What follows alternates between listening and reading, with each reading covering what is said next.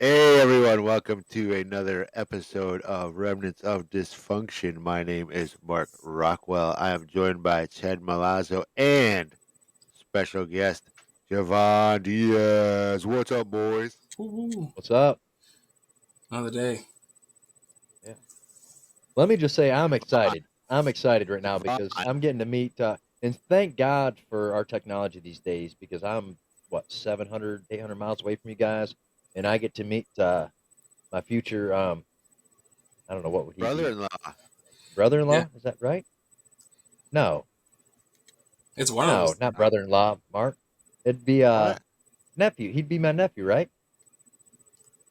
Well, it depends Nephew-in-law. on what relationship you're counting as ours. Are That's we true. Well, cousins? Or are if we we're brothers? brothers, but he's marrying your daughter, Right. so that would not make him and I brother-in-laws. We're something in I don't law. know. I This is getting really fucking West Virginia here. Oh man. was gonna say we're just something in law. We're We'll heading take what down to that Willie Nelson song "On My Own Grandpa." We're heading down that road. Let's not do that.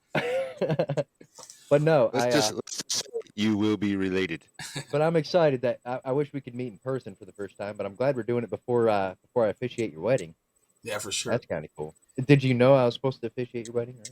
Yeah, we actually talked about it Oh, previously because okay. we were like, oh well, we tried to get so many people involved, and I was like, well, she said, oh, I could have Chad do it, and I was like, you know what, that's actually a good idea because Uh, a lot of other people that don't come to mind, and I'm like, all right, well, I've met most of the people that are family to Mark, and I'm like, all right, well, let's see how else we can get somebody else involved. And that was kind of the So was I like the last pick of the litter? Is that like we can't get anybody else to do it? All right, we know this one guy that would do it.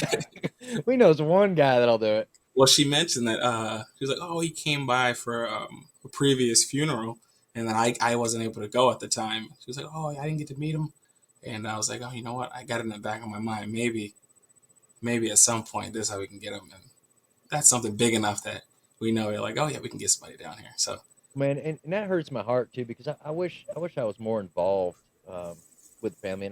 And again, the great thing about technology is I can keep it involved and see what's going on without it being personal. But I suck at being personal stuff, man. I suck at it, yeah, and I I think got to get better at it. sometimes it's hard because there's so much going on. You try to do so many Yeah, things at the when your same life time, gets and so busy. you're like, oh, how am I going to factor in somebody else? And I think that was our way of like, hey, this is how we can get him involved without making him go. I guess pulling his own ideas out and like we could think of this and let's go get that to work. And I think that'll work for us.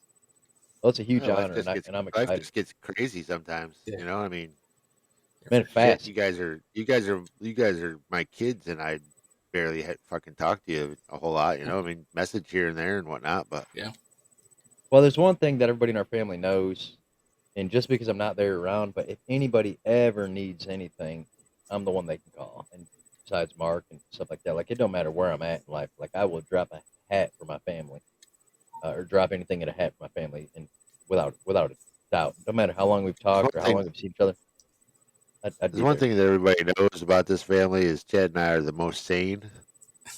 And that's not saying a lot. That's That's really not not. saying a whole lot. got No. to balance things out a little bit.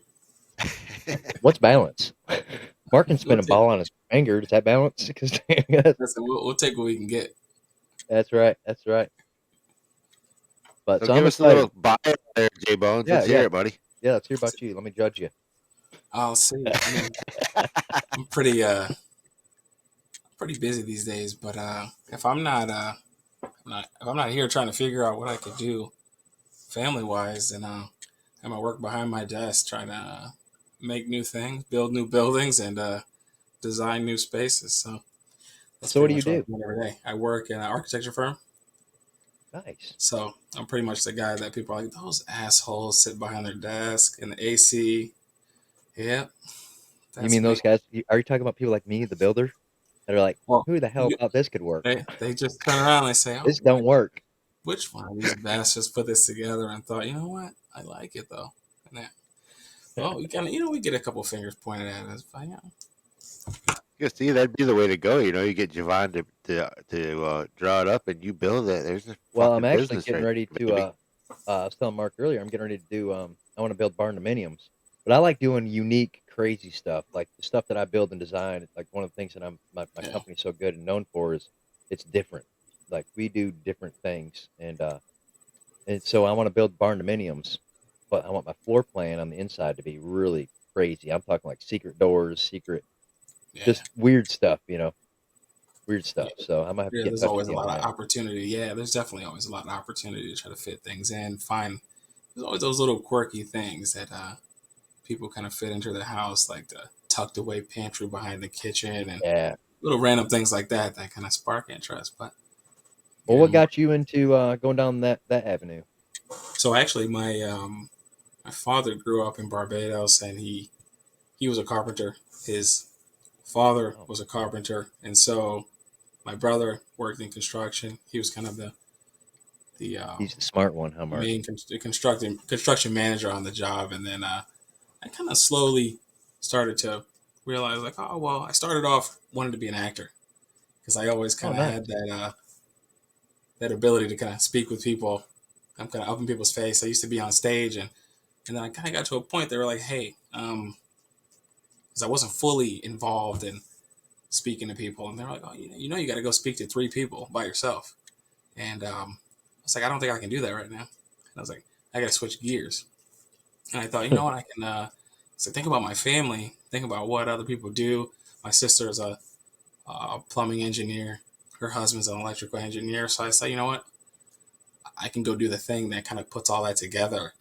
And then I thought, I like creating things, and it's like this is my route to be able to do that. And so I started off, tried to go to a big school. I actually wind up used to want to go. I wanted to go to Syracuse, and then I was like, oh, well, I couldn't get in there, couldn't afford to go there, so I wound up in Alfred, and that's kind of where I got my degree. That's where I met Alexis. So that kind of all fell in place for me there, and life Nice. fell in place. The school fell in place, and then the work kind of fell in place by itself after that. So that's kind of how I got to building things, designing things, and I just came from a conference in Buffalo, and I was like, oh, there's a lot going on. There's a lot of moving parts, a lot of money on the table.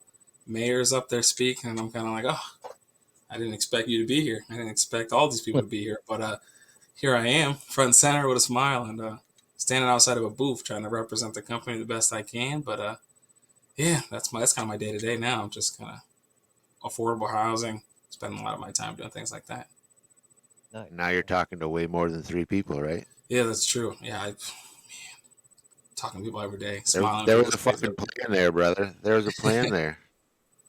I Yeah, love how you use the words just fall into place because that kind of goes along with a lot of Mark are pretty much the first three uh, shows we've done have been about yeah, just trying to make a plan and just kind of trusting and letting things just fall into place. I guess is the way you said it, man.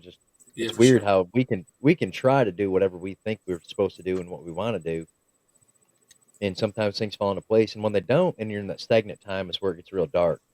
But Yeah. eventually, it'll all fall in place, and A lot of times repetition. it's the challenge is you kind of set these things up. You think, oh yeah, I got the plan. I know it's gonna be. I know what Yeah, it's gonna be, and I'm a driven person, and it's gonna get there. And sometimes when it gets derailed, you kind of go, oh well, damn, that did not go how I planned. And maybe some days you don't have a backup, and you're kind of just then you start rolling with it. You just roll with it, let it happen, and yeah, then however the cards fall, they fall, and we'll work it from there. yeah. So that's kind of how I carry it. Well, I love. and as much as you want to try to control everything, you're not going to be able to control everything. You're going to have to be able to roll with the fucking punches, Yeah, and you know you got to Yeah. keep the drive going. If you're gonna quit at the first sign of adversity, you're never gonna get anywhere close to where you want to be. yeah, for Well, sure. one of the tricks I think is you made a good point, Mark. Control. Like we try to control so much of our destiny that we forget about controlling our situation. Like you can control the cards you're dealt. If you're playing poker and you get a bad hand, you can either fold. Like you're in total control of that. You can either fold or bet and try to call Yeah, somebody's bluff. And yeah, it's all up to you what you do with those cards that you're dealt. And yeah, for sure. when you're focused on your plan and not what you're dealt, you can really put yourself in a bad situation on that bet. Yeah. Because you're sitting there with two kings, and you're like, man, I really wanted two aces. I think he might have two aces. I might fold right now, and he might only have like two twos. Like you got to play your True. hand. That's where your control is. Is you play the hand you're dealt. Because we don't know from tomorrow, from 1 minute to the next, but we're trying to control our whole future. Yeah. And Jahvon just said it the best, man. Like he's just working his situation. Yeah. I He think made the best of it. when I was younger, it was kind of grew up in New York City. Grew up at just grew up in poverty. Grew up in the projects.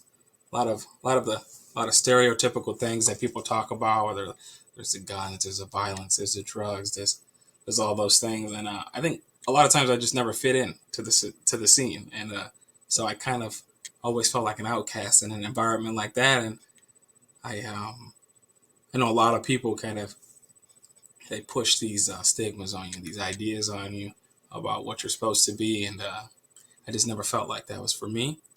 And I always thought, you know what, I think I could do something different. And it didn't feel like I belonged in that environment. And when I finally started to I never tried to work my way out of it. It kind of just naturally, I kind of squeezed myself out of it by just being so involved in what I wanted to do. And I always thought, you know what, I'm going to try to be the best at, I'm going to try to be the best at this one thing and then go on to the next thing. And how many things can I be the best at doing over time? And then see how I turn around and see how many people I can make proud by doing that. So I thought, you know, let me go to school, try to set the tone for the people coming behind me, see if they could follow my footsteps. And I thought, you know, let me go here. I go to high school, I go to college, I get out of college, and then I'm like, all right. So those things kind of fell in line, but then I kind of think to myself, I'm like, all right, what's next? Because I always just say, you know what, what's next? There's always something next. And I'm like, oh, I went from elementary school, there's middle school, there's high school, and I'm like, college is over, and I'm like, wait a minute, oh, it's time to start life. I guess you got to and then you start buckling up, and you're like, all right, now what am I doing? I gotta. It takes a whole new turn when you start thinking about, okay, I got to take care of my family, and and still continue to set the tone, but also think about new ways to be around my family longer. Because I think a lot of times you kind of get caught up in the day to day, and I get up and I go to work, and I'm like, oh man, when am I going to get back home to my family? I love what I do, but at the same time, I was like, no, I love my family way more. So every day I get up and I go out there and work, and I'm like, I'll be back home soon. I'll be back home soon. Because every second, I'm like, everything counts. Every second counts, and so I'm kind of in a little limbo, I think, in my mind, because I've kind of really started to. I think You're just a young gun. Wait till you get to be old fuckers like us, man. Those days and hours and minutes, they father knows, father yeah, knows. and the time starts adding up, and Yeah, you got, yeah, when you got less time in front of you than you got behind you, yeah, then you start thinking, fuck. yeah. I try to. But I think that's the challenging thing is you try to that's trying to stay in that moment. The same way you Chad mentioned, staying in the situation that you have, and you're in that situation, and sometimes it's just thinking about tomorrow starts to take away from today too much. So I just get up in the morning. I'm like, I'll just get back home and enjoy this day in this moment, and we'll worry about tomorrow when we get there. Yeah. Yeah. hell I like yeah. it. How old Yeah, are you? Chad, you gotta Uh, meet father. 26. Father's Oh a yeah. baller, man. You gotta I meet can't wait. father. Can't wait. Yeah. It'll be, He is Can't wait. he's a hoot and a half. yeah, we're I gonna have a plan lot. on coming up like a week or two early, Yeah. for the wedding stuff, just to try to get to meet people and see. We got probably 2 weeks, probably 2 or 3 weeks to come up there and uh and do it. But man, it's funny you talk about that because I didn't come to Nashville because I chose Nashville. Right. Like I was with a girl who went to Cornell and she graduated up there, but she was going to law school and she got accepted into Vanderbilt Law School, but she got accepted late. So I didn't know. Then all of a sudden she's like, "Hey, I've got 2 weeks to decide if I'm going to Nashville or not." And I was like, "You got to go where you got to go. I mean, I'll Yeah. figure me out." And she went. She's like, "I want you to go with me." And I was like, "All right, why not?" So I came down here with no goal, idea, nothing. Just was like, "You can put me anywhere on this planet and I'll make it." Yeah. And I was what, 21 years old, maybe 20, 20, 21, young. And she had a goal and all that stuff like that. And I was like, I'm gonna support her goal because I don't have one. And man, then all of a sudden, I just started working on people's houses here and there, just make some money and Yeah. all that. Next thing you know, I ended up building, like, we were doing about 750, $800,000 a year in business. I mean, we were making money hand over fist. And then it's just like you wake up at 44 years old going, whoa, wait a minute. I've got family. I've got, like, when did this happen? Like, and I'm kind of at that transitional stage where I'm like, what, how did I get here? What did I do to get here? And how am I doing what I'm doing? Like, I do Yeah. love it, but at the same time, man, it happens so fast. I love hearing that you're talking about balance and family and all that stuff because I came back one time with Mark, and man, I cried almost the whole time I was there. I was like, oh my God, I miss you guys. And that was what, 10 years ago, probably 15 years ago. Well, I think it's before Dad died. It's like a family reunion or something. Man, I cried my eyes out. I was like, oh my God, I've missed so much of this. Like, you don't realize that stuff because you get in your own motive and you're doing your own thing and you're building your own life and you're meeting your own Yeah. people and you're just going through the motions and you don't even realize the importance of certain things. And I had no balance, no balance whatsoever. It was just wide open. And I've been very blessed, but at the same time, it's like, man, I've got family out there. Like, I feel very lost and alone a lot of times because I'm like, I'm in Nashville. Who do I have in Nashville? Right? I've got nobody here, and I haven't had anybody here for 22 years. I've got not a soul here. Yeah. No family here. I've got no family here. So, but when I go down to be around certain parts of my family and I go visit them, I'm like, I could live here. I'm around them. I'm like, man, I don't want to be a part of this family. Like, but, and Yeah. I love Mark and all them, but that area just isn't for me. There's nothing wrong with the area. I love upstate New York. It has its moments, but I also love certain aspects of being around certain things and certain people, and Yeah. it's just weird, Yeah. I It's think weird. I think sometimes you get into some spaces and you're like, oh, I could enjoy this space for a week, and then it's like, Yeah. all right, I think that this space, there's some portions of life where you kind of go to some spaces and you're like, all right, well, this was good, and I can enjoy coming back into a space that I used to be in, and but I also can't stay in that space too long because sometimes that space Well, and can I'm be an over. outcast too. Yeah. I'm an outcast too, man. I'm banging all over the country trying to find my purpose or my place. Because I mean, I was raised in Mark, but he's not really my brother. I didn't really belong to his family, and there's a sense of belonging you start feeling when you get older. You're Yeah. not there yet, but and it sounds like you've got an awesome family, so that's helpful too. But somebody like me, who's both biological parents abandoned him at a young age, you tend to do exactly what I'm doing, which I'm learning more about going through therapy and all stuff like that. Like people like me who've been abandoned and been neglected, you jump around and you latch on to people that treat you a certain way, whether it's Yeah. good or bad. As long as they acknowledge you, you stick with them. You become very loyal to them, no matter what happens. So and I just went on this adventure. I bought a house in Pensacola 3 years ago because I was like, I want to be in Pensacola. I've Yeah. got great friends down there. Well, then those great friends just screwed me out of like 20 grand. So I'm like, all right, well, now I don't want to be in Pensacola. It's like, man. So now I'm at this point in my life where I'm transitioning where I'm like, where the hell do I want to be? I can go anywhere on this earth, anywhere. I just want to go where I belong or where I fit in or where I'm loved. And it doesn't matter who I am, who I know, what kind of money I've got. It doesn't, I just want to go somewhere where I'm genuinely loved as a person. And I'll be honest with you, when Lexi sent me that message, it floored me because I was like, this is a joke. Surely she's just joking. Like, you know, surely she's joking. Like, there ain't no way. I haven't hardly talked to her other than like down some Facebook posts, congratulate her. Like, my two nieces, but there's a part of me too. It's like they're not really my nieces, and that's such an asshole thing for me to say.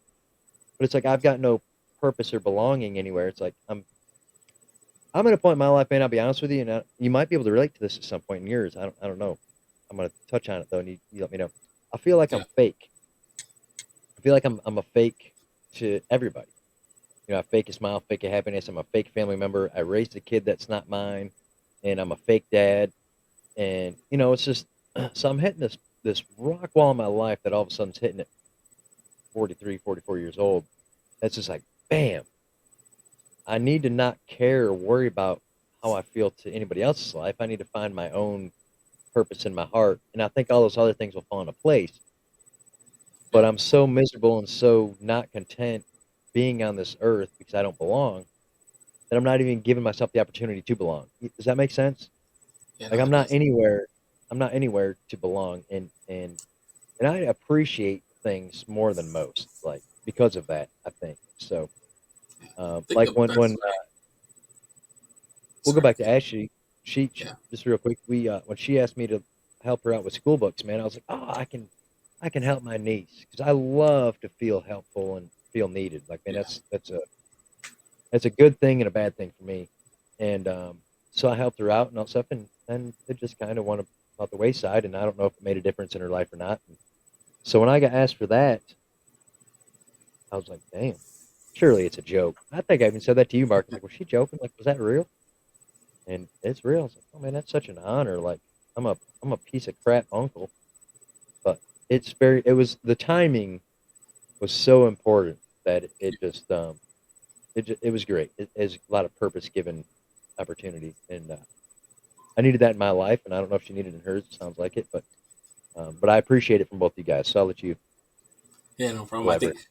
part of that is, I think when you start to think about, okay, well, where do I fit in? What in the grand scheme of things, where do I fit in? And growing up in my mind, I've always kind of been like, okay, well, I fit in as somebody that's gonna lead the charge and get other people on board. Try to get other people, and a lot of what I do is I became I'm a really personable person. So when I get thrown in a room and it kind of just draws and attracts people, and they want them to have a conversation. And so but sometimes I know there's some days where people have gotten so used to me being that way that they kind of always expect that. And so when there's Yeah, days where I'm quiet, it gets really quiet, and I'm like, oh, it's quiet for me. It's not too overwhelming. And then sometimes people are like, hey, what's wrong with you?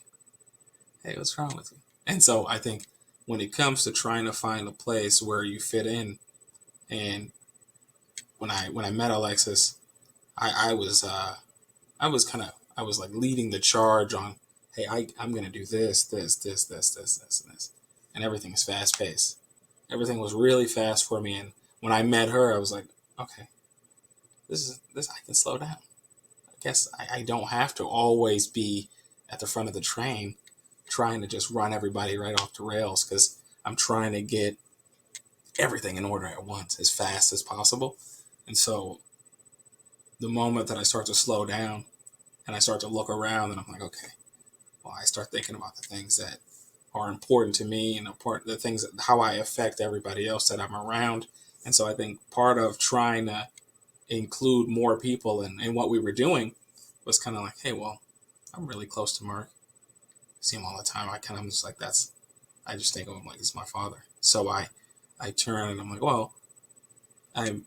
He's incorporated 1,000%. And I'm like, well, when I start to think about that, I'm like, well, that continues to extend to family and people that he cares for. And so when we start to think about other people, we're like, oh well, why? Of course, Chad's gonna be there. Because the first thought in my yeah. mind is like, oh well, our family's gonna be there, and you Be and honest. The first out in their I'm mind like, was Matt. They were like, we gotta have Matt do this. Matt's well, we crazy gotta enough, get Matt to do this. my assumption was like, oh well, I was like, he'll be there, but I doubt my that. my Mark's real first thought brother. was like, I don't know if I don't know if he wants to get up there and start talking in front of all these people and doing that. I don't think that's what he wants to do. But I for Who, some me? reason no for Oh, Matt. Matt. Oh Yeah, yeah, so I was yeah. like, I don't think that's the spot he fits in. But I was like, oh, you know what? I know. I was just like, yeah, well, we have Chad, and he's and I was like, oh, I haven't been around him, and so I thought, you know what, this is I kind of thought of it like an opportunity or a stepping stone to be like, oh, here's an opportunity to kind of let him be in a place in this space that's something that's really important for us, and we'll use that as the point at which we kind of grow from to be like, oh, Wait, this is I'm supposed Chad to will speak be in here. front of people?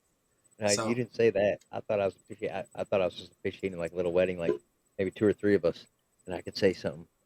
Yeah, Appreciate when you look out and you see us, you'll say, "Oh, 1, 2, 3," and then just don't look too much further beyond. There'll probably be another 100 people there. it. Oh, okay, yeah. Well, all right. Well, that's gonna be fun. You're gonna test my strength, but I'll do it for my niece and you. That's for sure. Oh man. Yeah, I didn't hear about all that stuff. I mean, I didn't hear anything but like officiate the wedding. I'm like, yeah, we'll go to the courthouse. I'll officiate it. Yeah, we got the shotguns. Shotgun, Let's go. shotgun wedding. Yeah, boom. We gotta do 12 gauge or 20. What are we doing here, man? We got this. And then we're gonna hit the road too. Where y'all going? I think we were kind of planning it out, and I can't land on a spot. I think the hard thing about landing on where to go is because I just keep zooming out on what's going on in the world, and I'm like, oh man, is that where we want to be? Do we want to be there right Right, now? right. And I'm like, oh, do I want to just be home right now? Just and have that sense of security and where I feel safe. And it doesn't always feel safe at home, but I think I feel a lot more safe being here where I am than if I got on a plane went halfway across the country and know my family's Yeah. back home. So uh, we haven't really landed on a place on where to go, Oh, but okay, cool, cool. we kind of for right now. All right, I'm gonna use the restroom, man, because I got a All right. bladder of a 2-year-old. So I'll be right back. Y'all take it over. Yeah, yeah. I was gonna say that. I was like, I know. I saw the message. Like, oh yeah, I'm gonna jump on, and I was like, you know what? This is a great opportunity to be on here, and this in itself kind of gives me a little pause moment because I kind of most of the time I run through my night and I'm kind of like, oh well, I'll run through the night so quick and it's over, and Right, this kind right. of feels like a nice pause. You're like, okay, I can exhale. I don't have to crunch any more numbers. I don't have to figure out what I'm gonna do when I get up in the morning and get to where I gotta go. I can just take a little break and think about, all right, well, I talked to my family, be calm about it. Would you have like a trade show up in Buffalo? So we actually so it was an affordable housing convention, and so the office sent me up there, and we kind of put up our little board and our sign, and it kind of reflected the company, what we value. I think a lot of what that is trying to create. You try to create spaces that people can actually be in and enjoy and find value in the spaces that you're creating. And I think when you start to get out there and go to things like this and be a little bit more involved in not only creating a space because somebody's going to want to make a profit off of what's happening, but listening to the people that are actually going to be in that space and trying to get into the mind of how the funds get allocated, where they're coming from, but also at the root of things, we get to hear from other people. And so I went to this affordable housing convention a couple weeks back. I went to a similar situation where we have a project and we had to kind of meet with people that were going to be affected by that project. And it kind of starts to open my eyes a little bit more because I've always been really conscious of how I want to affect people with what I design. But when you actually get in front of people and you hear them and you hear the concern, you hear their concern and you go, okay, I see now why people are concerned because they say, hey, well, my family's been here for 50 years. They're going to put up this property and it's going to change the scenery and it's going to affect me and it's going to affect people emotionally, physically. And so you start to get in a room like that and you just, for me, my first thing is get in that room and I'm going to listen to people because people want to be heard. And in a situation like that where they're kind of like, oh, well, we are, we lived here for 50 years and we grew up here. And so if there's one thing that I could do, being that I didn't grow up in that area, is I could come in, listen to the people that live there, and try to figure out how I can make their lives better with the projects that I'm working on. So that's kind of Gives you a little insight into what they're looking, what they're thinking. yeah. And sometimes the clients don't always often know what they want, and sometimes they want you to try to open a door for them to kind of let them peek through and go, okay, that's what you meant. Oh, okay, now I get it. And so as long as you consciously are on the side of trying to create something really good for somebody else, but also understanding that somebody's running a company and there are things that the company wants, there are things that the people want, And so that's a nice challenge of trying to blend. Okay, remember that I'm not only putting up projects that are people going to live in, but people are going to be here to the extent where they're like, oh, I'm going to live here. I'm going to raise a family here. And so when I'm involved in creating spaces, I like to spend some time thinking about, like, okay, if I was there and somebody was designing this space for me, where's the level of comfort coming from? Because it's easy to kind of put together a space. You slap up some drywall, you paint over it, you seal it all up, and then you walk away. And they're like, oh yeah, somebody will be there. They'll just live in it. They're just, I've heard in the past, people are just like, oh, they're just college students. They don't know. They're kids. They're young. They're dumb. They don't know what they want to do with their lives, and they're just going to be cooped up in this corner, and that's enough for them. And I used to work for a place, and I kind of felt like I was doing a little bit of a disservice to the people that I was kind of creating things for, and it put, I get paid at the end of the day, but part of me, when I had conversations with others and the people that I work with, I'm kind of like, man, part of this feels like I'm kind of feel like I'm stealing the opportunity for them to create space and memories if they don't even have the Right, level of right. comfort to be in that space. So now that I moved on and I'm at a different company, the values of the company has shown me enough that they kind of appreciate consistently doing a lot of projects that involve them with kind of just working on creating space that we understand there are certain things that you want to hit, key items that people are going to find value in that. And if I'm a part of that, then I'll take it. Hell yeah. Hell yeah. I gotta address the elephant in the room because I'm gotta apologize, Jahvon, Are my because pants down? My pants are not down, are they? no, no, no, no. I didn't Okay. say your elephant. Oh God. I was like, I just walked in, dude. I mean, I don't. I mean, I'm on my couch and everything, but I got a blanket over my lap. But I didn't. Things happen, dude. I'm having a couple beers. Things happen. Hey, YouTube's already taken off one video. They should be taking off another one. Yeah, yeah, yeah. But no, I'm talking about the fancy Christmas decorations behind Javon's shoulder there. Oh, that back there. That's Man, I mean, the seasons are changing faster than ever. Not the yet though, season, dude. the, well, Don't, they're changing fast, but they're not changing that fast. dude. You're not Remind me to Walmart. smack my daughter next time I see her. Yeah. Because You're not in the Walmart, man. You're process, not selling stuff, are you? in the process, I mean, I got enough that we probably could start selling some stuff off. But in the process of getting out the fall decorations and the Halloween decorations, sometimes the other ones slip out in between. So there they are. They're out a little bit earlier than they want to be. But I've even those little things like that, I used to be like, oh man, why are people buying all these things? And then I had a moment, I think a couple months ago. I was like, you know what? I realized how much joy that Alexis got from being able to buy those little things and put them up.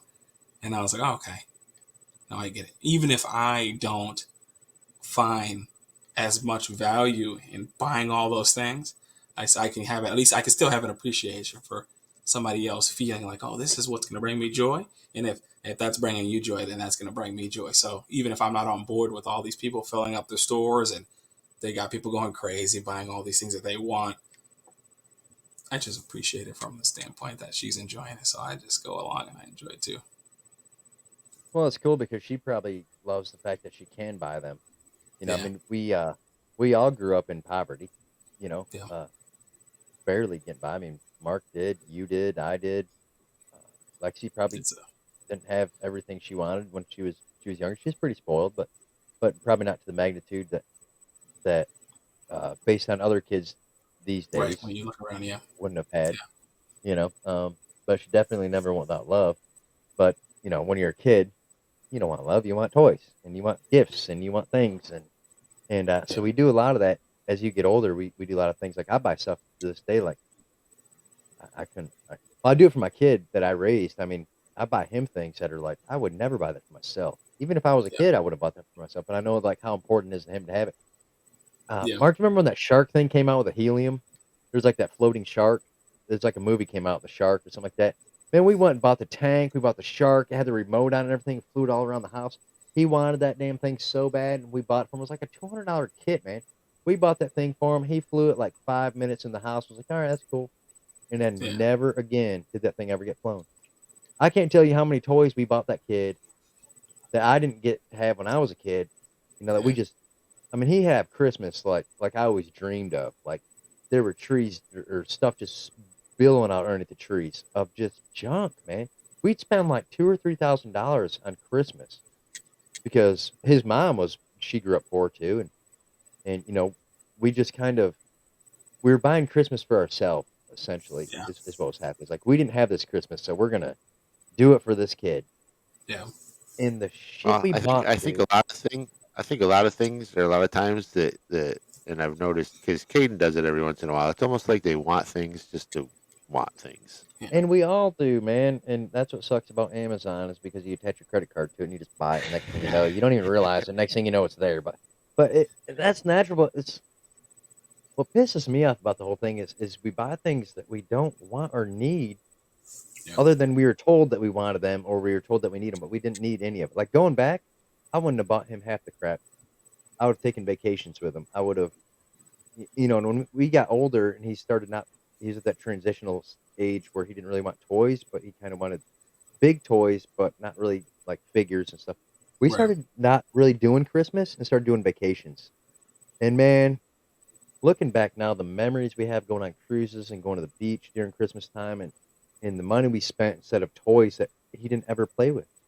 yeah, I mean, he might not open them up on Christmas morning thinking he wanted it, but by the end of Christmas Day, dude, he didn't even think about it. They were gone. And it just it made me realize how much how we were so commercialized into believing that we needed something to make us happy and had to buy this and had to have that toy or had to have that shirt or all that stuff. And when you get older, you start like, man, I want memories. yeah, Like thank God for Facebook because my memory sucks. So I can look at Facebook like, oh my God, that happened. Oh, that was cool. That was 15 years ago today. Oh, yeah, that's neat. I remember that time. But I couldn't tell you what anybody bought me 15 years ago today. You know what I mean? Like I can't tell one toy. I couldn't tell you really very many toys that I ever got at Christmas that I really, really, really had to have. yeah. You know, it's just weird. Yeah, sometimes I think it's But we always want that next thing, and then once you yeah, get it, you're like you just built it up in your head. And once you get it, you're like, oh, well, I've got it, and then you're like, yeah. oh, well, it wasn't as much as I thought it was going to be, but I have it now, and then you're trying to find that next thing, and I think that's a lot of what the kids go through now, and it's at such a exponential rate that they don't know how to disassociate themselves from it. So And they'll adults go do it from too, man. yeah, and then the Adults. kids see it. They see the adults doing it. The adults are seeing the kids doing it, and they're like, "Oh, you know what? We're all doing the same thing, and we're just all thinking about different things. You're thinking about that next phone, and I'm over here I'm staring at the next car, and somebody else is probably staring Hmm. at the next plane, and so it's just so many levels to people just always want something next, and it's hard to try to balance out. Okay, well, do I want it? Do I need it? Do I have to have it now? Can I have to have it later? And so I think that's the big part for me is trying to be like, okay, I can get it Well, now. man, I don't have to have it, and Mark and so I, I can wait. Mark and I talk That's about why I that. always laugh. I mean, what's if you stop and think about it, is there a super glaring difference from the iPhone, say 12 to the iPhone what's out now, They went to 16? 16 now, yeah, I Look, mean, dude, I've got is it the a 11, 12, super and big difference? 13 and 14. I have all those phones. I have them all. I have every phone that I had before. My 11 was the best phone ever. I even thought about going back to the 11 because for some reason, dude, I kid you not. I was talking about barn dominiums on the way home from Ruth's house today. I was talking to her about my barn dominium plan. And I shit you not, dude. I'm sitting here flipping through Facebook earlier. And guess what popped up? Barn dominium ad. Can't tell me they ain't listening to that shit. I didn't have that happen when I had my 11. yeah. You noticed it with the 12 and 13, but these newer ones, dude, they're listening. I don't care what anybody says. They're listening. Oh I yeah, the don't mics are care. getting better Yeah. too. The mics get better. They can hear you better. And so and that's why sometimes I'm like, oh, it sucks because the kids are like, I want that new thing, and then a little do you know, like that new thing is just Dude, slowly I'm going back encroaching to a on flip everything. phone. My next Yeah, phone's gonna be a flip phone. I'm and there's so no done with difference. this internet crap. I just want to be able to talk to people. I Yeah. If I want to go look at what someone's doing in their life, I want to get on my computer and look at it and be like, hey, I want to go see what Lexi's doing or what Ashley's doing or what Mark's doing or Jahvon's doing. I want to go see what my friends are doing. I don't want to pick up my phone and flip through and be like, oh, they're doing something cool. Oh, but look at that underneath them. That I need that car right there underneath them. I mean, that's pretty sweet. Or I need that. It's like when you're scrolling, you don't realize like what you're going to look for initially is being sold to you underneath it. It's like, oh, like barndominiums. Like, I kid you not, man. I get home after getting on the phone with her and I was flipping through Facebook just sat on my couch and all of a sudden there was all these things about barndominiums and I'm like, I was I trying believe to it. look up somebody's post, man, and there's no, I've never had a post on my phone about barndominiums or Yeah, for sure. 501(c)(3)s. Like I'm wanting to start a 501(c)(3). Honestly, Chad, we all know that you're just worried that they've tapped into your camera and there's going to be hours of unreleased video of you touching yourself. Oh, dude, that'd be awesome. Hey, They've got a I haven't website had up with actual. your name on it. I'm gonna be honest, man. I love my girlfriend, but I haven't had sex, like physical sex, in over a year. So, if they want to watch that shit, I do too. Because I've had some damn sexy times with myself, boys. I'm just gonna be on with you. I can make love to myself like no other. Well, don't let them Woo! just take your content for free. Oh man, Yeah, share it, get yourself an OnlyFans, man. share it. Make me famous, baby. This arm's way bigger than that one. I can guarantee that. That's why that one's off camera. You see, we got the other one, the guns Yeah, ablazing yeah. in the one. This one looks like a twig. This one over here's like that. Like, this one's like, yeah, I'm strong. I got freaking. Oh, Takes a lot of shit. work to do this. I get a cramp. He's like, I found some new muscles I've never had before. Look at these fingers. Oh, I thought you were going somewhere with that. I was like, whoa, what? I found some new muscles. Like, no, we'll keep that down low for a minute. This is our Oh, Okay, shit. first meeting. I better keep him calm. I can't go straight into how crazy Well, we really are. if nothing else, even though it's your guys' first meeting, Chad, I think you can honestly tell why I love this man so much and why I think he is a amazing addition to the family and an amazing gonna be an amazing husband for Alexis. Well, I hate to tell you, Mark, but I've already seen that because Facebook. Duh. They post a Well, lot of I'm just pictures on there, and he says a lot of beautiful things to my sweet niece, and and, well, what I'm really somehow we worried got to about is figure it out. somebody's gonna listen to this podcast and they're gonna be like, well, Jahvon needs to just take this over because he's smarter than these other two motherfuckers that are out Oh, here. that's without a doubt. We already know that, but we'll sell them the name. See, that's how you make money. You build a name and you sell it. Hey, I mean, it's for sale for $3 million. Mark get one, I get two because I came up with a name and just officiated the deal, and it's on camera right now, so it's legit. So if you want to buy this name and run with it, you can have it, and Mark and I will start another one, and we'll sell that one too. Um, oh God, no, it's awesome, man. I very happy for everybody, honestly, and Mark too. His daughter watching that, and man, it's things we don't talk about and people don't share about because you don't talk about it because it's on Facebook. I liked it. It's like it's forgotten. But when Caden got that last goal the other day to win the game in overtime, dude, I was so excited. I'm like, hell yeah! But instead of calling her and be like, hey, great job, I'm like, click, like, cool, I did my part. I'm a badass uncle. You know what I mean? It's like you're a dickhead. You should have called her, dude. And I watched Like, that video. I watched that video maybe yeah, I 4 or 5 did too. times in a row. I was like, oh, Yeah, let me see, yeah, let me see if I find anything different each time I'm watching it. I'm like, oh, yeah, there it is. I'm like, oh, they can't keep up. There it is again. yeah, And yeah. I watched it over and over. I'm like, another Dude, one. I've watched Score, it too a score, bunch. score. It's a bunch. That But was like you could hear like the father when the father yells at the end. Like it was that night. It was echoing. It was Caden would play it, Kilmer would play it, I was playing it. It was just like continuous cycle. yeah, and that's I got a lot of shit for not videotaping that myself, but his was a lot better. I was like towards midfield, and my footage would have not been that good. So And that's why I think I want to do a flip phone now, dude. Because if I get on my computer and I see that stuff, I literally probably would have called her and been like, "Hey, man, tell me about how you felt. Like, what was that like to get the shoot, like, score the last goal? Like, that's freaking got to be awesome. Like, this got to Yeah, be cool. Like, tell me about that. definitely. But you don't. You just like it on Facebook and say congratulations or wow, that's cool or awesome job, and then you feel like you did your part. But it's so emotionless, man. Yeah. Everybody is so emotionless right now because there's none of this. Like, we're all sitting here talking with like we've had some emotional kind of dialogue, and that you don't get Yeah. by clicking a like or saying congratulations. Like it's weird, man. It's like, could I you think a lot imagine of if I people don't officiated know. your wedding from Facebook? Yeah, I Could you think a lot of imagine if people I did don't. it like this? Like, hey, I'm so honored to welcome these two here today. Thank you for seeing me on the big screen. Like it'd be so emotionless. I'm sitting on my couch, my elephant trunk hanging out and stuff. Like I got to say that because, well, God dang it, I'm not the only elephant in the trunk or the only elephant trunk in the room right now. I'm sure. I'm sure I'm not. I'm not going to say a reason why, but we all kind of know the stories behind that and the theories and stereotypes. But The science. yeah, the science, man. Now you just took it serious. Like before you said science, it was all theoretical, and now we're like, well, he's an architect, so he's probably right. So shit. You know, I So you're Hey, so Jahvon's but I hung tell you larger than I am, and that's as long pitiful. as as long as he keeps agreeing that the wall in the kitchen is load bearing, we're good to go.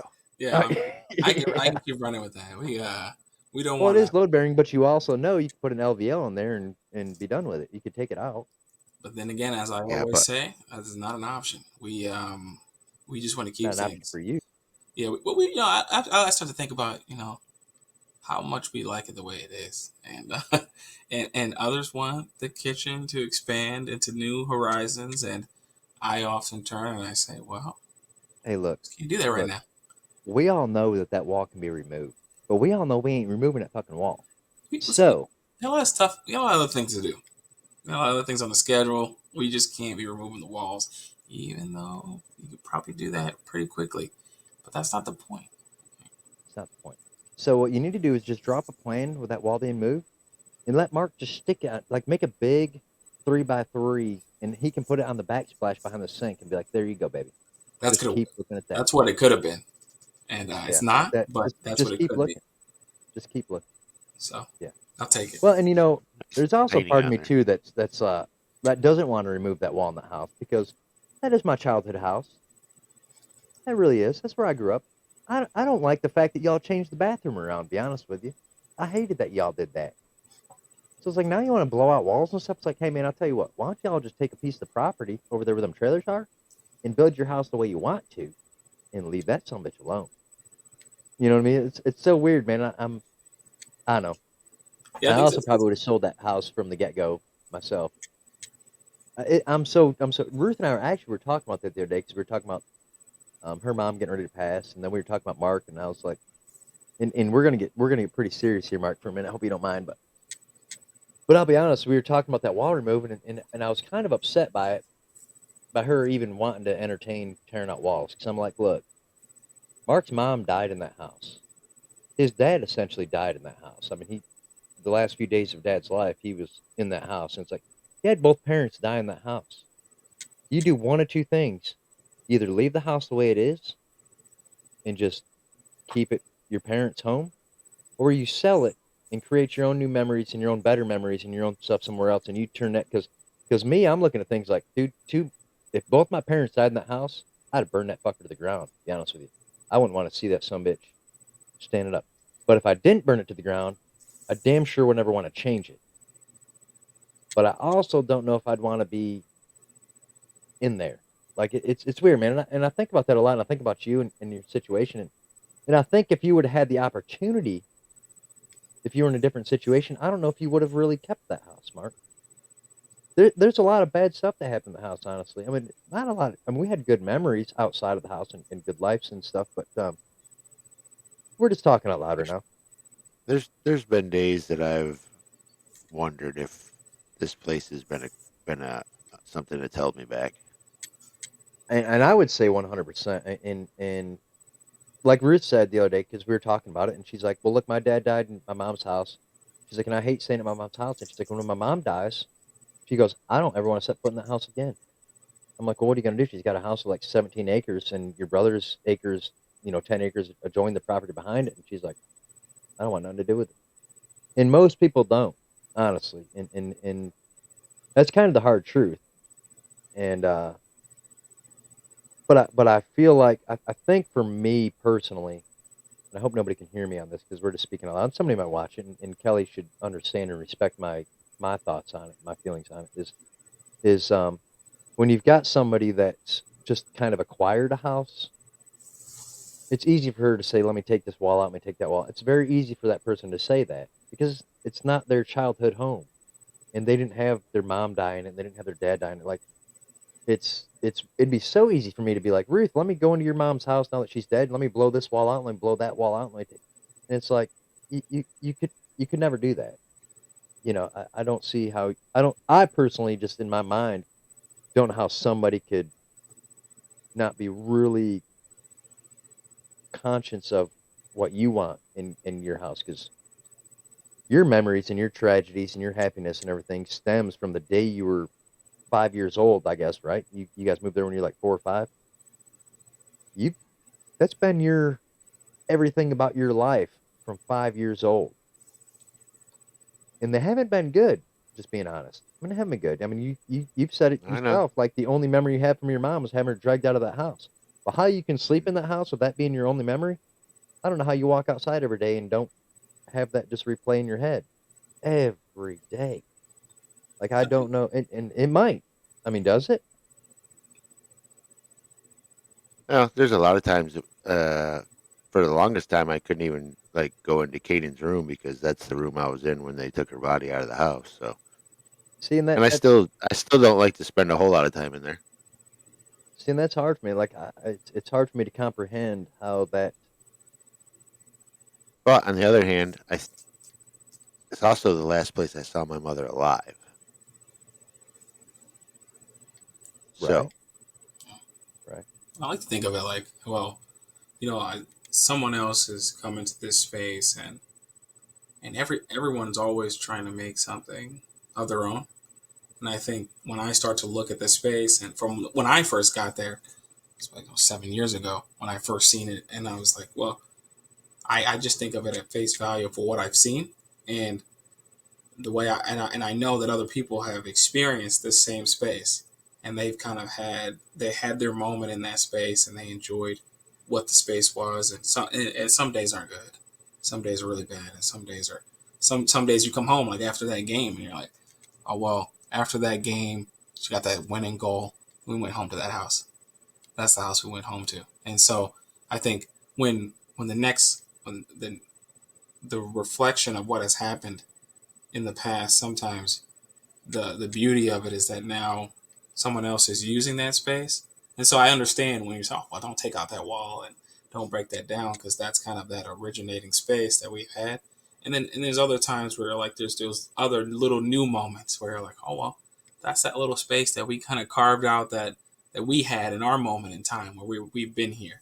So I kind of fall a little bit between the two when I hear it, because I'm like, well, I sadly I don't you don't get to always meet everyone that you'd like to have met, and so Yeah. I kind of when I walk in, I'm like, oh, I see the pictures, I see those little moments of like, okay, these are the pictures of Well, the people that kind of enjoyed those spaces, and I'm like, I can appreciate the people that were in that space, and then I also appreciate the people that kind of get to use that space now, because they kind of don't they wouldn't get to use it if those other people didn't come and use it first. So I like the fact that things they are what they are. well, but you're But no, we're the difference is, I think, and I hate to cut you off, but I no, yeah, think a big difference is too in Mark's situation is and what I was trying to hint at earlier, but we'll just go full tilt here now. Inheriting something and being forced to move back into it, I think, is very different than buying something, knowing like if you had to buy somebody out to get into the house and you were like, you know what, I want to live in my childhood home. I'm gonna buy these people out, I'm gonna buy it. And you do that. But when you're kind of forced back into it to some degree, to live in that home, I don't know. I just think there's a different level of change because yeah, I don't know. I guess in my mind, um, which is totally different. So don't take this personally, but in my mind, in my scenarios, you're like, well, if Mark were to say, hey, I'm in a pickle, I want to sell this house and get out, and I bought that house, what would I do to it? I'd put it back the way it was when I lived there as a child. and I'd probably just let it sit and just let the memories just stay there until I was done with those memories, or I accepted those memories as good as bad or whatever, and I got my fulfill out of it. But there's a different level of appreciation when you buy something and Yeah. you inherit something. I think I truly believe that. I think there's a big difference, and I think there's a big difference too when an outsider, I guess if you will, can just come in Yeah. and take over. Mark, you kind of follow what I'm saying, right? You get where I'm going with it. There's a man. There is a difference there. There's a big Yeah. difference, and there's a certain level of. It's like Dad's bike out here. I've got Dad's bike.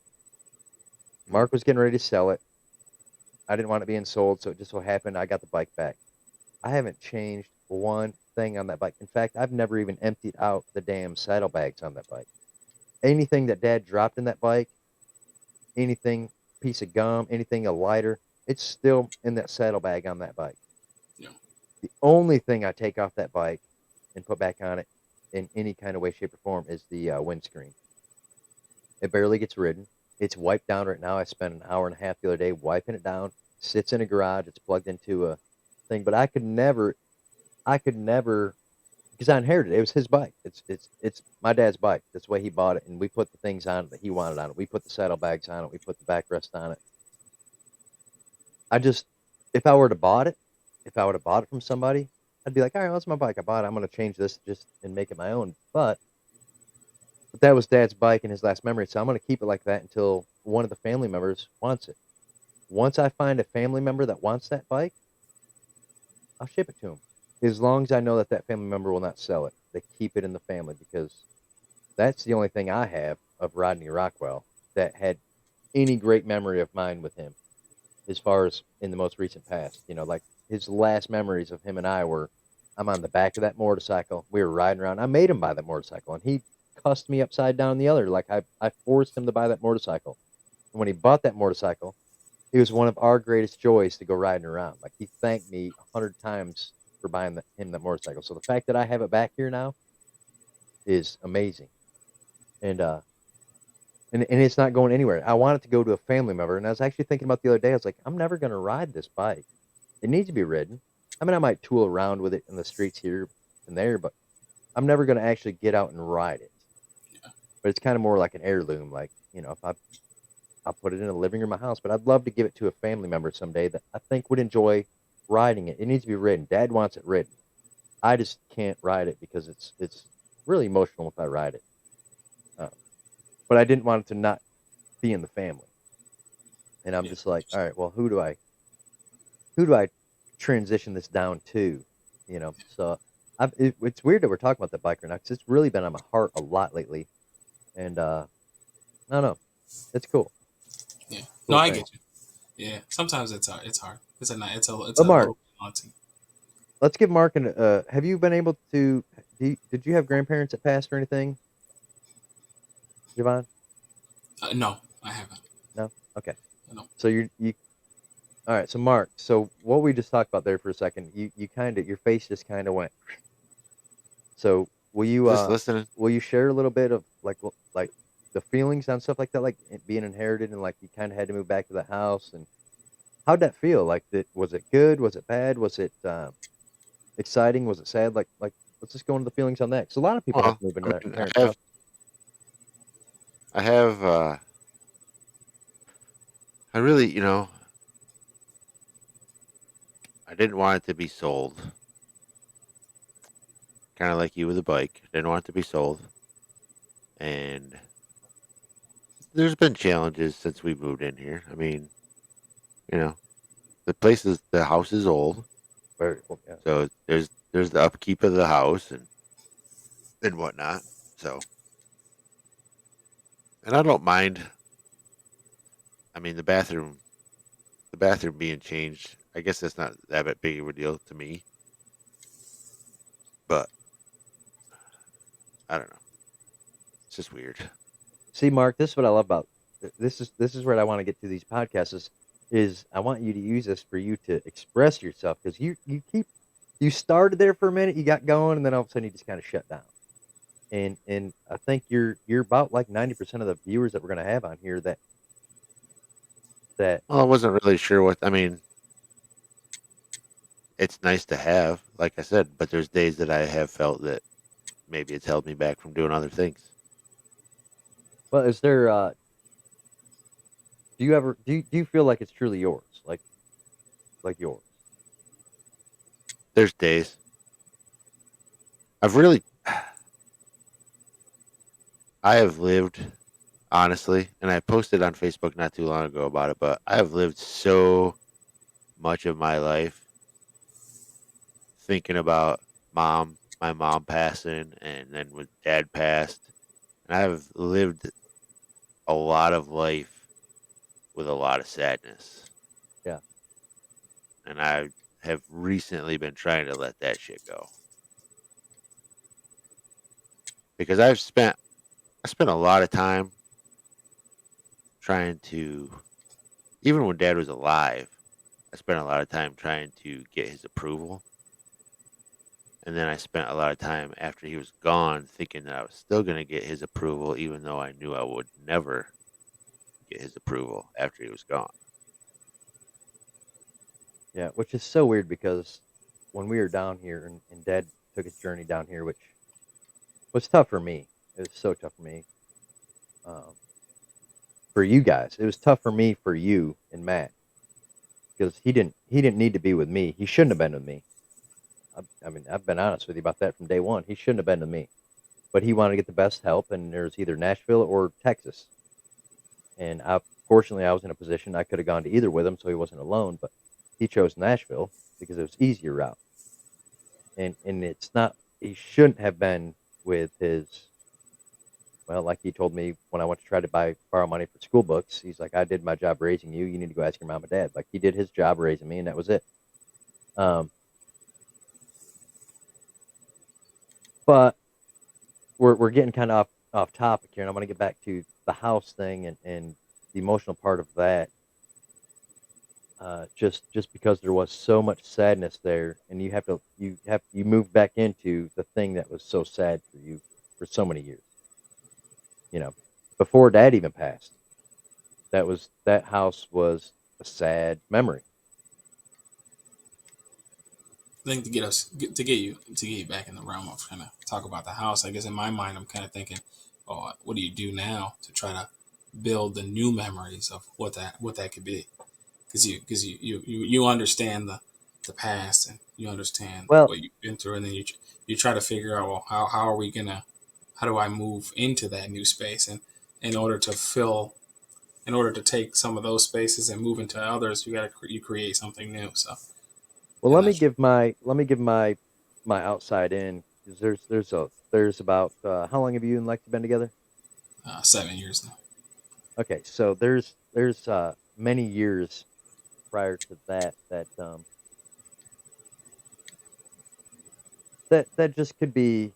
I don't want to throw Mark under the bus here, but I'm trying to get Mark to break his shell is my goal, and I'm hoping this because once Mark breaks his shell, I think he has so much to offer this world that are grieving every day. I myself, but not to the level of Mark's grieving. Uh, I think he could resonate with a lot of people if he would just really open himself up and become vulnerable and instead of saying so reserved.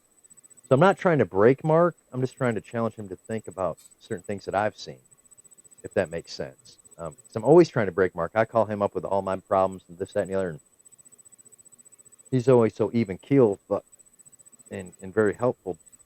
But most people that are helpful are usually hurting the worst.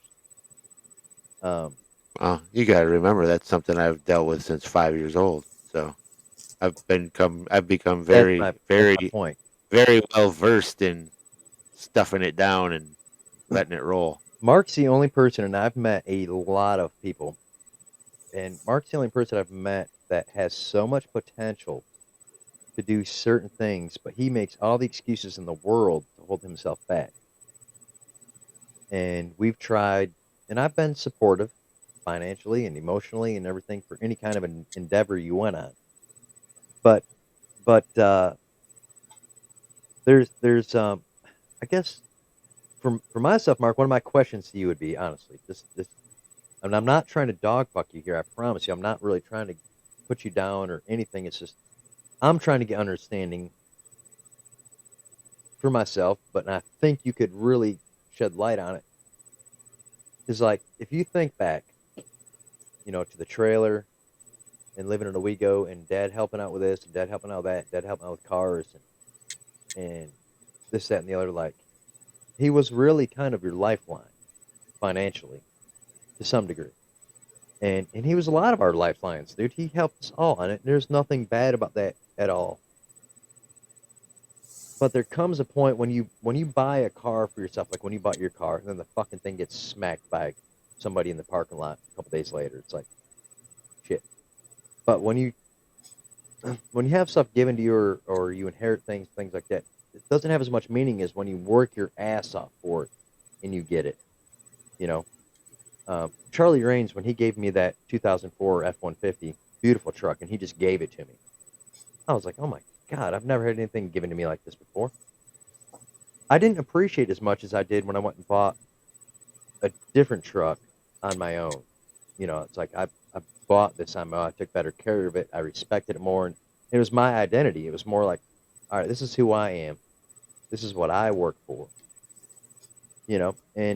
And what I worry about you is your identity and what you work for is to fulfill what dad gave you. Does that make sense? Because Kind of. Mark Rockwell as his whole, as Mark Rockwell,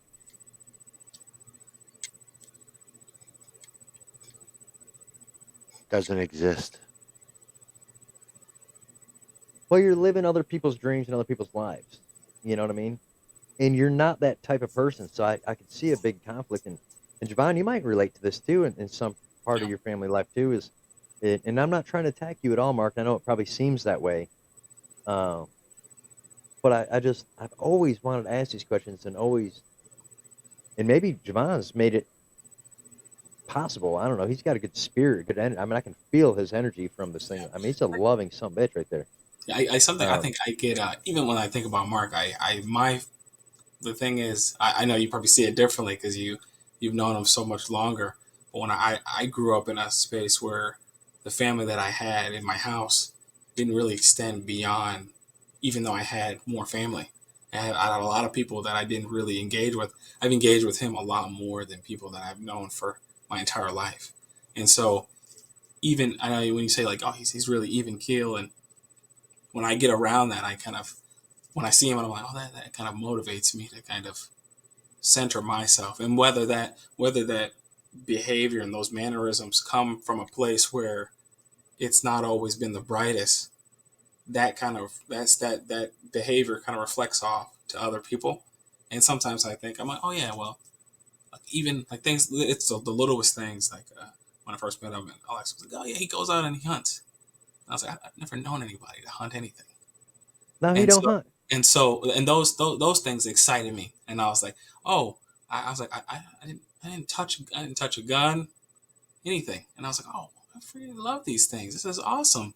And so all those little things, and I think being around them and seeing them, and all those things sometimes that people have, they kind of feel like just another day because you grow up with it and you're used to it. Yeah, But yeah. being around him and seeing him and having those things, and I had this sense of appreciation for the fact that I get to even see it in the first place. And so even with the house and seeing the house, and I'm like, oh, well, even just having this space and being around it, I'm like, well, I appreciate the space, and whatever whatever I trust and believe in in his mind and direction enough that whatever he wants to do, in my mind, I believe that he can do it. And so any direction that he goes in, I kind of just I'll take it for what it is. There's not a lot of He, people on the planet where I can be like, oh yeah, I believe in it. I trust. I'll follow him yeah, wherever he goes. yeah, And Mark, so he could do it. for me, I mean, I I bought believe what? in it. I bought what? 6 houses, 7 houses now. And when you buy a house, the memories from the person that you bought it from before, they're gone. You're creating your own memories in the house. When I was trying to buy Spring Street, I was going to buy Spring Street for Granny, and I'm like, well, I'm buying this house that's really depressing and everything, but if I buy it am I buying memories or am I buying, like, what am I buying? And thankfully I didn't end up buying Spring Street, Mark, because I didn't really want to buy the memories back because they weren't great. I mean, they weren't bad, but it's like there was no opportunity to create new memories. So if you buy a car, like any house I've ever bought, I didn't care if somebody died in it, if somebody got sick in it. I didn't care because I'm creating my new memories. This is my journey now. We just passed the buck. Like that house is gone. I'm walking into this one. I'm going to create my own new memories. And I just wonder if that doesn't reflect on you at all. I'm just curious if it reflects on you at all. Like when you walked into that house, if you were like, well, I'm going to create new memories. I'm going to kind of like you bought it, or if it was just more like, I'm just right back into the same old thing. You know what I mean? Kind of both. Because I, I'd like to create or add to the memories of this house, so that maybe when Alexis and Jahvon or whoever gets it afterwards can come in here, they'll be like, oh yeah, we all did this when we were here, and or I can remember Dad telling us about Grandpa doing this or something like that. That's my whole thing. Yeah, Just to add to the memories that were here from before I owned it, and add to the memories until the next family member takes over. yeah. I like to think of it like, oh, as long as somebody has it, we know that we have it, and no matter what anybody else wants to do with it, I know for sure I wouldn't let anybody else have it. So in my mind, I'm kind of like, well, they have it. They're making all the memories in it. They're just every day just trying to appreciate life for what it is and what we have, and if we could, we'll just. I like to think of it in small. I'll take it in a small stride. I'll take Right. I'll take the weekend for what it is now. I won't think of because there's always that larger picture. Everybody's always so zoomed out, and we're kind of just floating around trying to figure out what's going on. But sometimes it's I think when I look at the house and I go in there, I'm like, oh well, you know what? This is their house. This is kind of how they have the space, and they kind of enjoy it for what it is, and I could just appreciate that for what it is. So I take it like that. But yeah, I think in the my mindset, always being around you is kind of this is a presence that is whether because similar to me, I spend a lot of time thinking about how beneficial I could be for everybody else, and I think that's enough for I get enough satisfaction out of that where I could build on being like, well, this person's getting what they want, they get what they want, and sometimes that kind of once it starts to even out for me, it's kind of like, well, they got what they wanted, and I kind of enjoy that. I could take that for what it is. It's the same thing with Alexis and the bakery. I mean, I went to school, graduated, I got the job. I'm doing what I want, and then I'm like, well, you know what? She wants to open a bakery. That's what I want.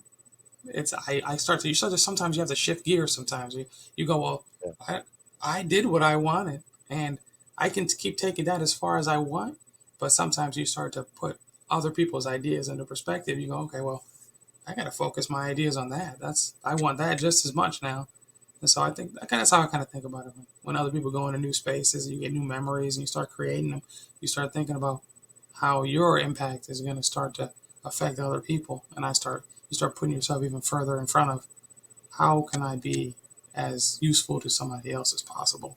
Because once you get to a point where you feel like you're useful enough for yourself and you keep chasing the things that you want to do for yourself, and then try to spread that out a little bit further. But it's a challenge for sure, trying to figure out what you want for yourself in the first place.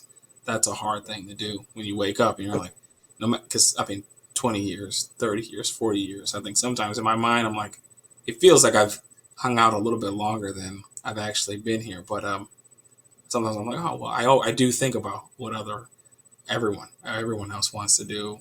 I get up sometimes, I'm like, I think, well, I wonder what Mark's going to do, what he wants to do next.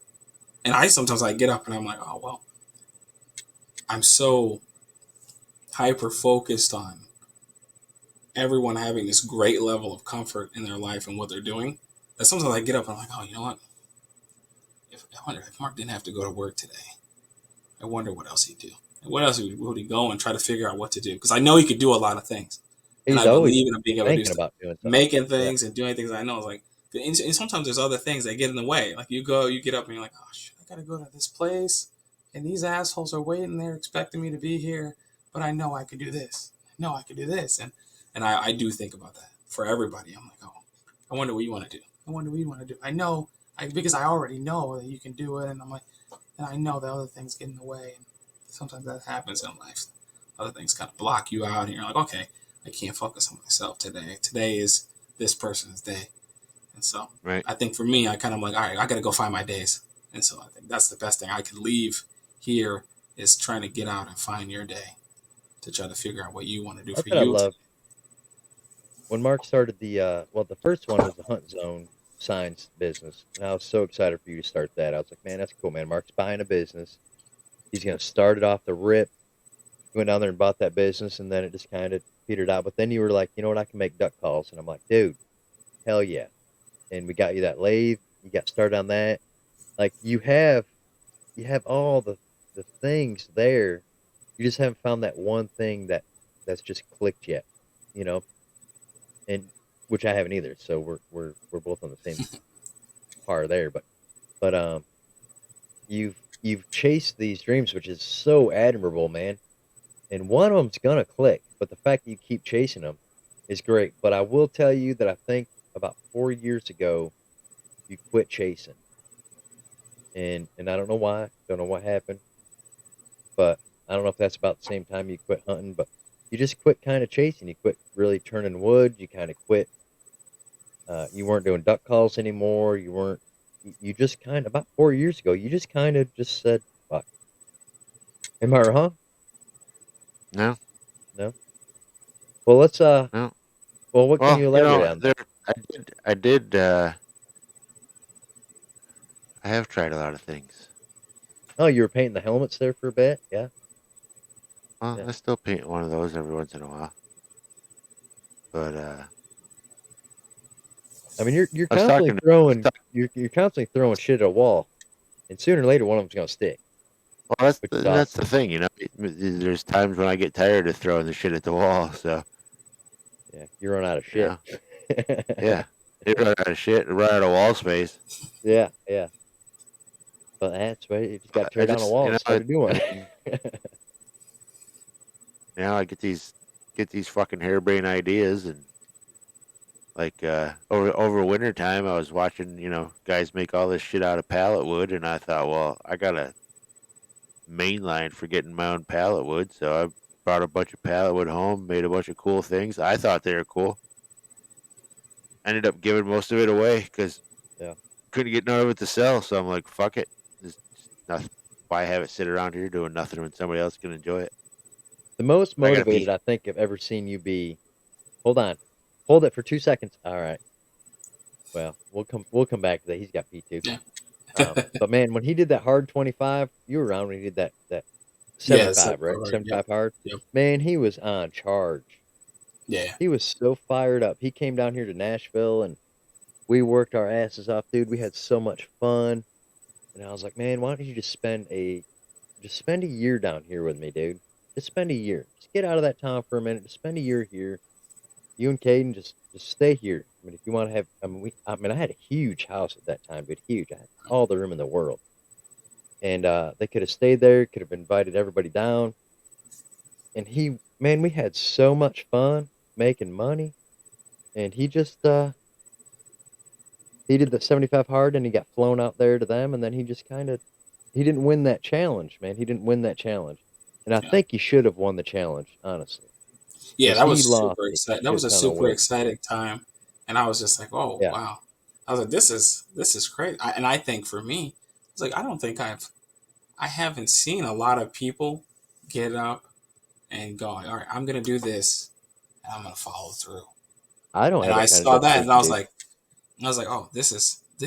I like this. I like that because a lot of times I get up and I'm like, I'm gonna go do this, and I'm gonna and I follow the steps. I'm like, I'm gonna do this. I'm gonna follow it. I'm gonna get it done. And so when I see someone else do that, I'm like, oh.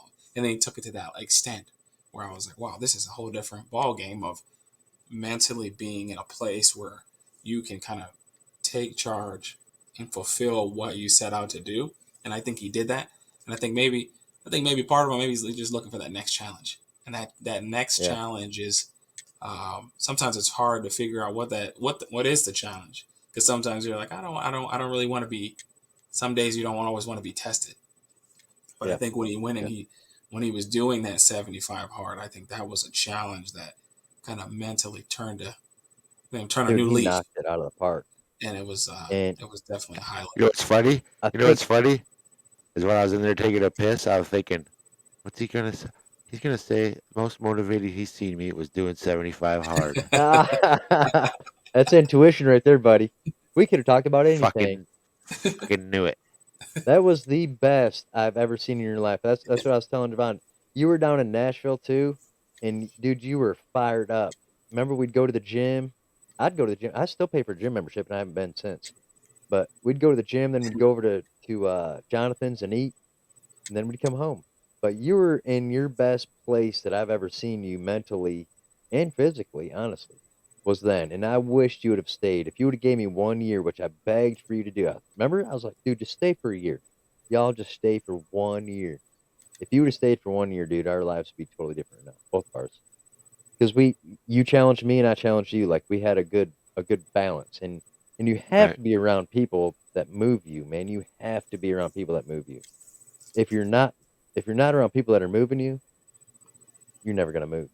And uh, You're and, stagnant. and that's hard. That's hard, man. I mean, changing locations is fucking hard. Nobody wants to ever change locations. Yeah. Um, but when they do, and you get the end result, because everybody gets comfortable in misery, dude. I mean, I wrote that song about comfortable in misery. Um, you just you get comfortable in misery, dude. You don't want to venture out because what if it gets worse than where I am right now? Well, what if it gets better? You know.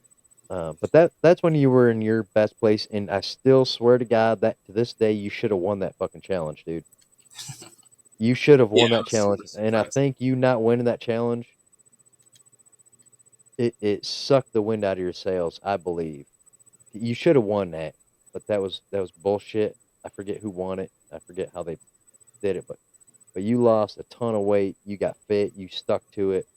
I wished I had half of the dedication you had on that. If I had half that dedication with eating and exercise, if I just had the eating part, I'd be so proud of myself. But you should have won that challenge. But they flew you out there. You still had the great experience. You never I flown did. prior to that, have you? Wasn't that your first flight out there? Uh, Because I no. wanted to go with you. No, I flew down to Nashville. Down to Nashville was my first flight. That's right. That's right. But that was I'd awesome, flown, dude. I'd flown, I'd flown a couple times before that.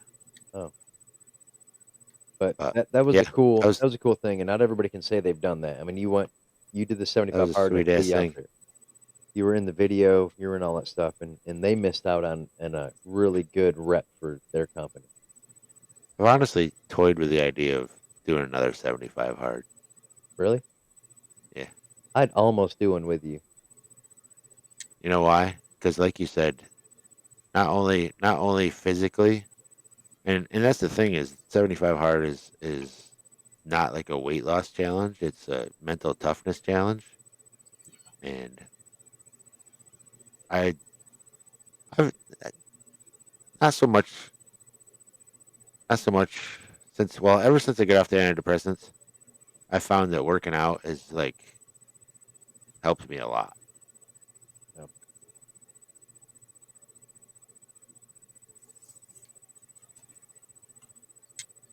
where the fuck you go?